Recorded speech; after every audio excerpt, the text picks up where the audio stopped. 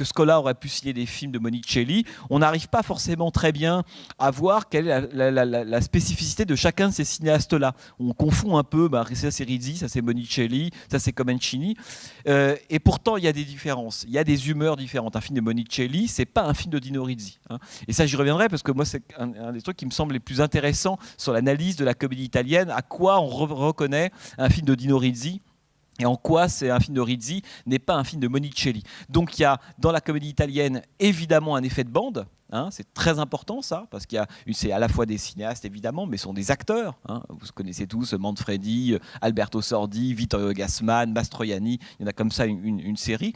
Alberto Sordi, qui joue là le rôle principal d'une vie difficile, étant à mon avis un des plus grands acteurs du cinéma italien 70, qu'à l'époque la critique italienne un peu intellectuelle de gauche méprisait, et en France encore plus. Hein, Serge Danet écrit dans les années 80, mais comment est-ce que les Italiens peuvent préférer Alberto Sordi à Anna Magnani? Pour lui c'était vraiment un crime absolu, et Sordi est un génie, vous allez voir dans ce film ce qu'il arrive évidemment à faire, acteur d'origine romaine, c'est important.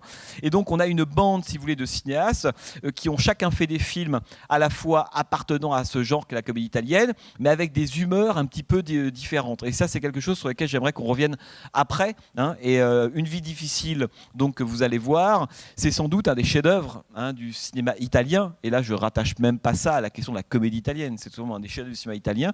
C'est un film qui date de 61. Et qui raconte, mais comme les grands films de la comédie italienne, qui raconte en fait, qui essaie de brasser l'histoire de l'Italie, on pourrait dire, de la Seconde Guerre mondiale au milieu des années 60. Hein. C'est à peu près ça, la période que va couvrir Dino Rizzi. Et moi, il me semble que quand on veut comprendre et connaître l'histoire de l'Italie, le plus grand témoin de l'histoire de l'Italie dans les années 50, 60, 70, ça a été évidemment la comédie italienne. Hein. C'est là que l'histoire de l'Italie, que l'humeur de l'Italie, que ses impasses, ses problèmes, etc., sont le mieux passés. Beaucoup plus, évidemment, que dans des films de Fellini ou d'Antonioni. C'est dans la comédie italienne qu'on comprend et qu'on voit l'histoire de l'Italie. Alors là, donc, Une vie difficile, donc avec Alberto Sordi qui joue le rôle principal, Léa Massari qui joue le rôle principal féminin, et vous allez voir, c'est un des plus beaux films du monde, Une vie difficile, et qui contient, je ne vais pas vous le révéler tout de suite, mais qui contient, on pourrait dire, tout ce qui fait, à mon avis, l'intérêt des films de Dino Rizzi. C'est que ce sont des films, Dino Rizzi disait qu'il détestait les films militants. Hein. Et d'ailleurs, il reprochait beaucoup à Ettore Scola de s'être engagé dans une voie un peu militante au milieu des années 70, hein, considérant que Ettore Scola était devenu beaucoup moins intéressant à partir en gros de Ça les méchants. Et il le disait, Dino Rizzi, le militantisme m'ennuie à mourir. Ça, on y reviendra, parce que c'est le contraire des films à thèse, les films de Dino Rizzi. Et c'est des films qui sont toujours installés, on pourrait dire, au cœur de contradictions ou de paradoxes. Hein. C'est toujours très intéressant de savoir ce qu'on pense d'un film de Dino Rizzi à la fin. Il n'y a pas une lecture univoque. Hein. Il n'y a pas une lecture contre une autre. Il n'y a pas un camp qui a tort contre un autre.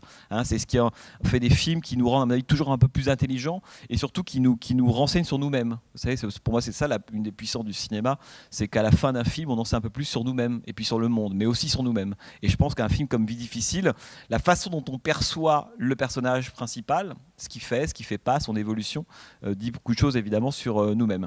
Donc voilà, j'en dis pas plus, que sinon vous comprenez qu'on est parti pour des tunnels et on ne peut plus finir. Voilà, chef-d'œuvre absolu.